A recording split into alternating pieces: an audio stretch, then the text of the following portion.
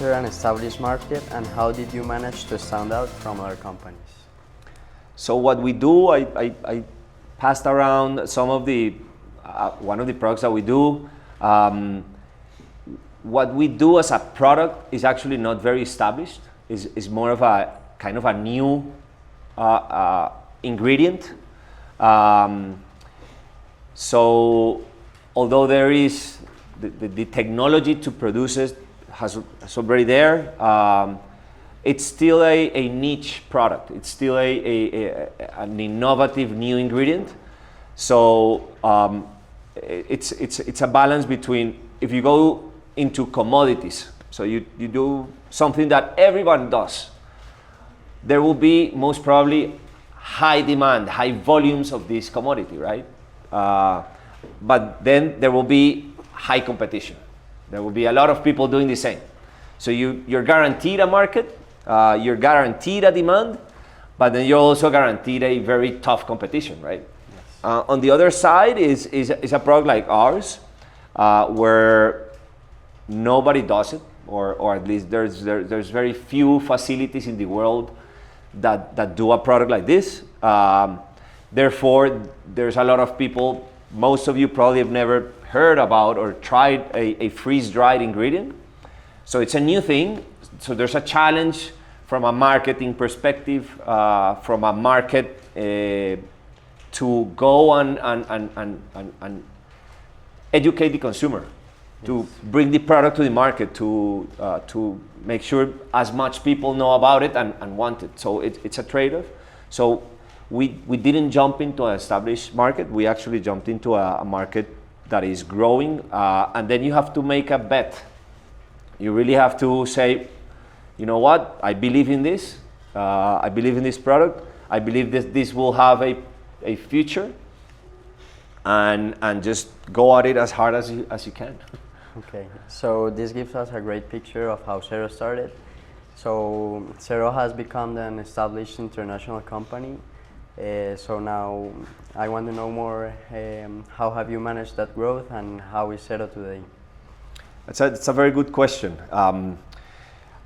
Well, at least I don't feel that we are an established business yet. Yes, we've been operating for 12 years now, but I still believe there's a lot to do. I still believe or feel that we're only starting. There's a lot of things that we want to do, and first thing you do is just try to survive. You start a business, you try to survive, and then in surviving you grow, and then managing that growth is also a whole different monster. And then once you might believe that you have an operating business, then you grow a little bit more, and then everything sort of unbalances again, and then you start over. So it's these iterations that bring you new ideas and new challenges. So it's just a journey, and you've gotta again believe in your ability to maneuver through that journey. One thing is a startup, then you have established business, then you have an international business, then you have a bigger business, and problems and challenges are different in all those stages. Okay. How do you make sure financial success also strengthens the communities around you here in Colombia? Well, we actually, one of our fundamentals, one of the reasons when you look back, or when you're struggling in a difficult year, in a difficult month, is you go back to your purpose. Okay, why are we doing this? why don't I just go and have a Monday to Friday 8 to 5 standard job? Why am I trying to do this very challenging idea?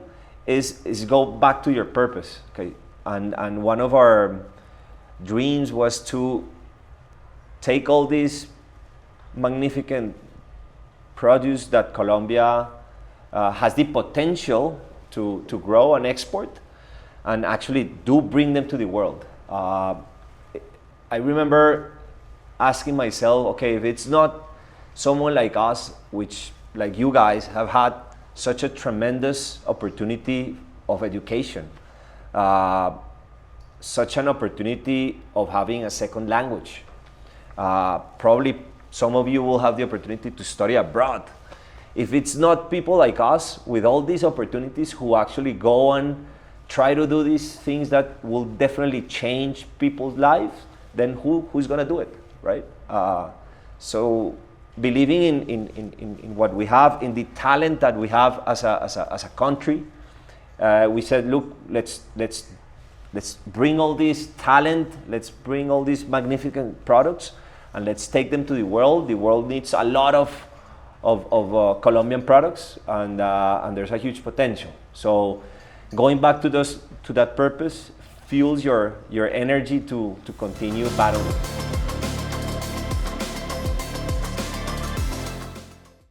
So do you think only the purpose has been the key to Zero being so successful, or also people or personal relationships? So it's a combination, and then it depends on how you measure success. Yeah, there's the financial success, there's the impact. So who are we impacting? In our case, we work with fruits. We work with fruits that we buy from local growers, and that we turn them into high added value products. So that's an impact right there. We are, in a way, benefiting, an entire supply chain, from the grower to the truck guy that brings the fruits to our facility, to all the people that work at Zero, even to the consumer in export markets who have, the possibility of eating, a high quality product. So the impact is measured, or at least we perceive it not only from a financial, economic, but also from a social impact, and from an environmental impact. So trying to see this picture as a whole gives you a little bit more perspective on how the business is going, and where can we take it.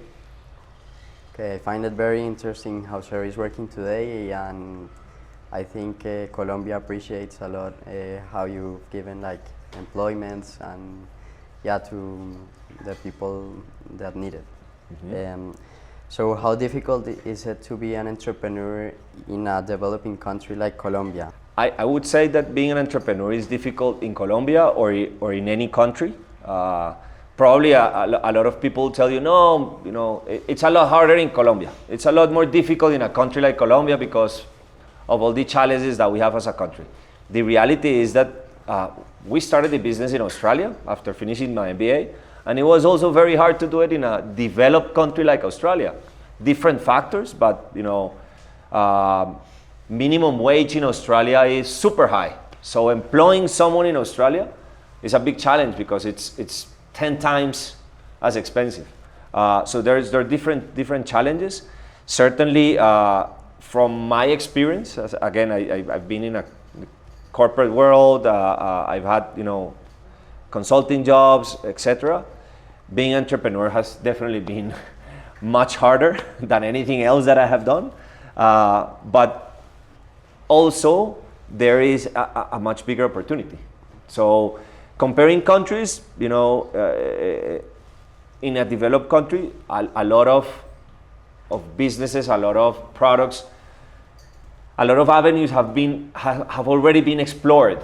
In Colombia, in a developed country like ours, everything is yet to be done.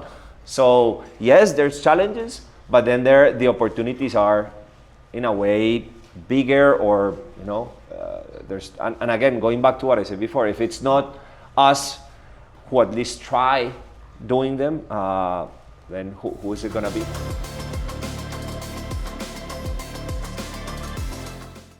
Yeah, so do you think that is a way that Zero Colombia inspires young entrepreneurs that both protect the environment and support local communities? Yes, I mean, I am a firm believer that it is through companies, through businesses, that we can really impact a community. I believe in, in a way in capitalism and in generating value, in generating jobs. That's the only way I see that communities would develop in a sustainable way. So if I just find it amazing to think of the concept of a company, something that starts from an idea that somebody had, and through relationships creates a product or a service that eventually sustains and generates value, through different stakeholders. Probably the founder would be there for some years and then leave, but that idea, that entity that generates value for itself, that eventually has its own culture, that eventually has its own language. I just find it amazing. I just find amazing how value can be created that way. Very interesting. Rodrigo, if you could give us one piece of advice in a single sentence, what would that be? That's a big question. I think that whatever you do, you just need to be a good person.